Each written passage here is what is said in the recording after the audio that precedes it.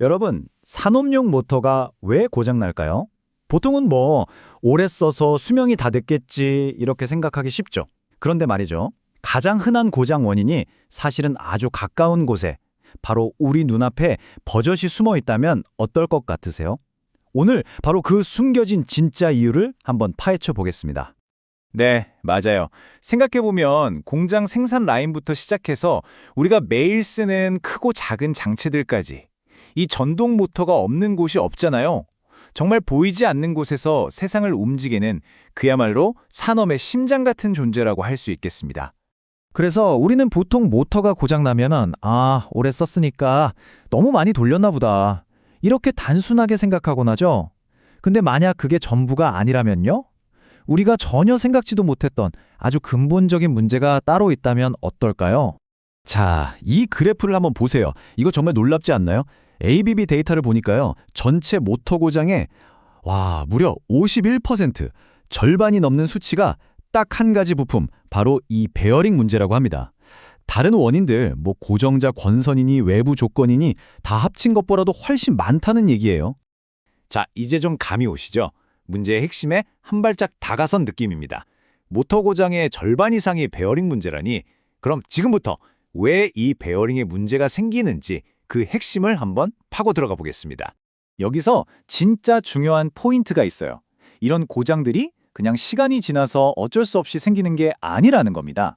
알고 보면 대부분은 충분히 막을 수 있는 예방 가능한 문제에서부터 시작된다는 거죠.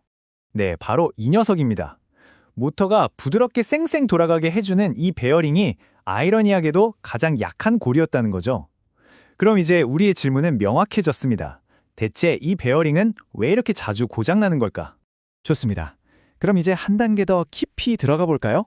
이 중요한 부품이 망가지는 근본적인 원인이 대체 뭔지 지금부터 파헤쳐 보겠습니다. 보시면 베어링 고장 원인이 꽤 다양해요. 윤활유가 부족하거나 너무 많이 넣거나 아니면 아예 잘못된 걸 썼거나 진동, 과부하, 과열, 진짜 많죠. 그런데 재밌는 건요. 이 많은 문제들이 사실은 하나의 뿌리에서 시작되는 경우가 아주 많다는 겁니다. 바로 이거예요. 정렬 불량. 수많은 문제들의 원인을 쭉 거슬러 올라가 보면 결국 이 정렬 불량과 만나게 됩니다. 모터가 똑바로 딱 맞춰져 있지 않으니까 덜덜 떨리고 열받고 결국엔 베어링이 못 견디고 먼저 망가져버리는 그런 악순환이 시작되는 거죠. 자, 드디어 오늘 이야기의 진짜 주인공을 소개할 시간이 됐습니다. 이 정렬 불량 중에서도 가장 교묘해서 우리가 자주 놓치는 유형이 있거든요. 그 이름은 바로 소프트풋입니다. 소프트풋, 부드러운 발? 용어는 좀 생소하죠? 근데 개념은 진짜 쉬워요. 여러분, 식당 갔는데 의자 다리 하나가 짧아서 덜컹거리는 경험 다들 있으시죠? 딱 그거예요. 모터도 발이 4개인데 그중 하나라도 바닥에 착 붙어있지 않고 살짝 떠 있으면 어떻게 될까요? 모터 전체가 미세하게 뒤틀리는 겁니다.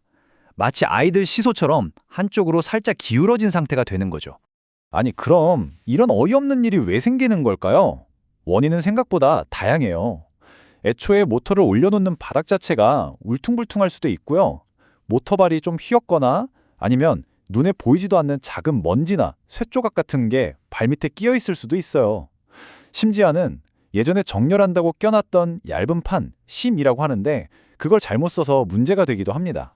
자, 그럼 이 사소해 보이는 흔들림이 과연 어떤 나비 효과를 불러오는지 그리고 어떤 종류가 있는지 한번 살펴볼까요? 이게 그냥 모터가 좀 덜컹거리는 수준의 문제가 절대 아니에요. 이 작은 흔들림이요, 정말 어마어마한 파장을 일으킵니다. 당장 축 정렬부터 제대로 잴 수가 없게 만들고요.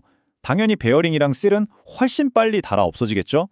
기계 전체가 더 시끄럽게 떨리고 결국엔 전기는 전기대로 더 먹고 돈은 돈대로 더 깨지는 겁니다.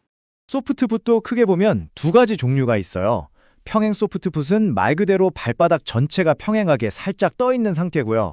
각진 소프트풋은 발이 기울어져서 발의 안쪽이나 바깥쪽 모서리만 바닥에 닿는 경우를 말합니다. 원인에 따라서 이렇게 다른 모양으로 나타나는 거죠. 자, 그럼 문제 진단은 이쯤 하고 이제 가장 중요한 해결책으로 넘어가 봐야겠죠? 이걸 어떻게 잡아야 할까요? 전문가들은 이런 미세한 틈을 어떻게 찾아낼까요?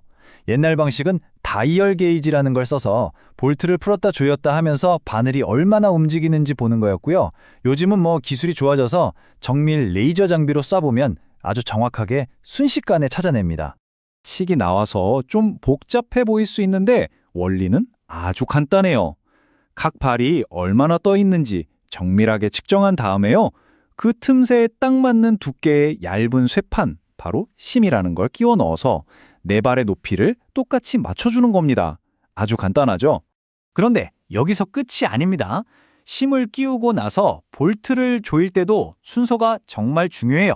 자동차 타이어 갈 때처럼 반드시 대각선 방향으로 십자 모양으로 조여야 합니다. 그래야 힘이 한쪽으로 쏠리지 않고 골고루 분산되면서 또 다른 뒤틀림을 만들지 않거든요. 그러면 이 소프트풋 얼마나 떠 있는 것까지 괜찮을까요? 업계 표준이요. 최대 0.025mm입니다. 0.025mm요? 이게 어느 정도냐면요. 사람 머리카락 굵기가 보통 0.05에서 0.1mm 정도 되니까 머리카락 한 올의 절반, 심지어 4분의 1도 안 되는 아주 미세한 오차만 허용한다는 뜻이에요. 정말 대단한 정밀함이 필요한 거죠. 이 문장이 소프트풋 문제의 핵심을 그냥 관통하고 있어요. 뒤틀린 모터 프라임은 정렬 측정 값을 틀어지게 만든다. 그러니까 소프트풋이라는 기초 공사를 제대로 안 해놓으면 그 위에서 아무리 비싼 장비로 정렬을 해봤자 다 소용없다는 얘기입니다. 기초가 흔들리는데 집이 똑바로 설 리가 없잖아요. 결국 오늘 이야기의 핵심은 이겁니다.